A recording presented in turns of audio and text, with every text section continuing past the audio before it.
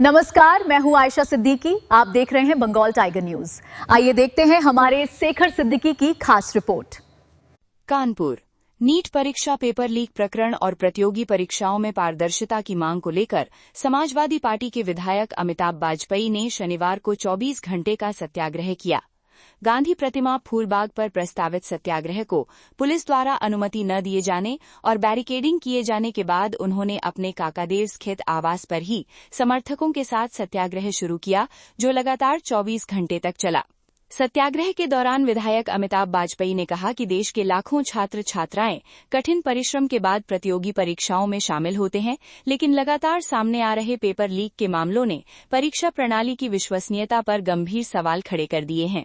उन्होंने कहा कि छात्रों के भविष्य के साथ किसी भी प्रकार का खिलवाड़ बर्दाश्त नहीं किया जा सकता।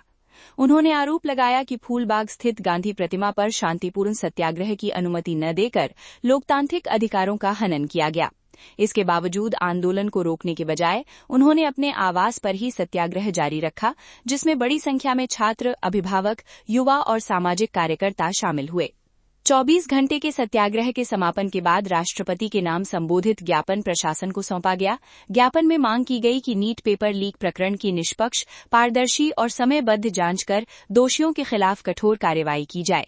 साथ ही जंतर मंतर पर आंदोलनरत छात्रों पर हुए कथित लाठीचार्ज की निष्पक्ष जांच कर दोषियों को जवाबदेह बनाया जाए। ज्ञापन में ये भी कहा गया कि पेपर लीक और परीक्षा संबंधी अनिश्चितता से मानसिक तनाव में आकर आत्महत्या करने वाले छात्रों के परिजनों को आर्थिक सहायता और न्याय दिया जाए।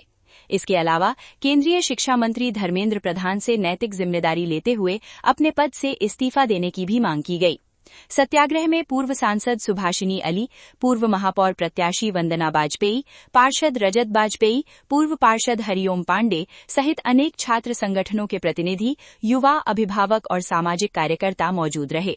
सभी ने परीक्षा प्रणाली को निष्पक्ष और पारदर्शी बनाने की मांग का समर्थन किया। समापन अवसर पर विधायक अमिताभ वाजपेयी ने कहा कि प्रतियोगी परीक्षाओं की विश्वसनीयता पर लगातार उठ रहे सवाल देश के युवाओं के भविष्य के लिए गंभीर चिंता का विषय हैं। उन्होंने कहा कि लोकतंत्र में शांतिपूर्ण तरीके से अपनी बात रखना प्रत्येक नागरिक का अधिकार है और इस अधिकार को किसी भी कीमत पर दबाया नहीं जा सकता।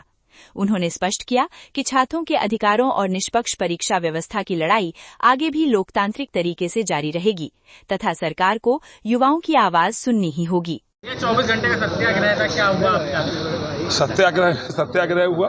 लगातार हम लोग 24 घंटा धरना पर रहे। जैसे जगह मिली, चूंकि प्रशासनिक आपने देखा हो कितनी बड़ी तैयारियां थी, उन्होंने घटनास्थल को भी घेर रखा था, हमारे सैकड़ों कार्यकर्ताओं घरों को भी घेर रखा था। यहाँ भी बहुत बड़ी संख्या में फोर्स लगा रखी थी। तो हम लोगों ने शांति व्यवस्था बनाए रखते हुए अपनी बात कही है, ज्ञापन भी दिया है, अपनी बात पहुंचाई है। आज सुभाषिनी अली जी पूर्व सांसद हम लोग कार्यक्रम में मुख्य वक्ता के रूप में आई थी, उन्होंने भी हम लोग संबोधित किया है और ये सत्याग्रह पूर्णतया सफल हुआ। चूंकि पुलिस अनरेस्ट पे रही है, पूरे शहर में सैकड़ों लोगों को नजरबंद करना पड़ा और शहर में कई जगहों पर कार्यक्रम हुए हैं। हम लोगों को उम्मीद है कि हमारी जो आवाज निकली है ये दिल्ली तक पहुंचेगी और वहां के बैठे हुए छात्रों को संबल प्रदान करेगी। आगे की क्या रणनीति रहेगी? जैसा दिल्ली से हम लोग माहौल देखेंगे, हम लोग उनका साथ देने के लिए यहाँ पर भी लगातार आंदोलन कार्यक्रम चलाते रहेंगे। आपको ये खबर कैसी लगी, हमें कमेंट में बताइए और भी देश दुनिया की खबरों के लिए बने रहें। मिलते हैं अगली खबर में। धन्यवाद।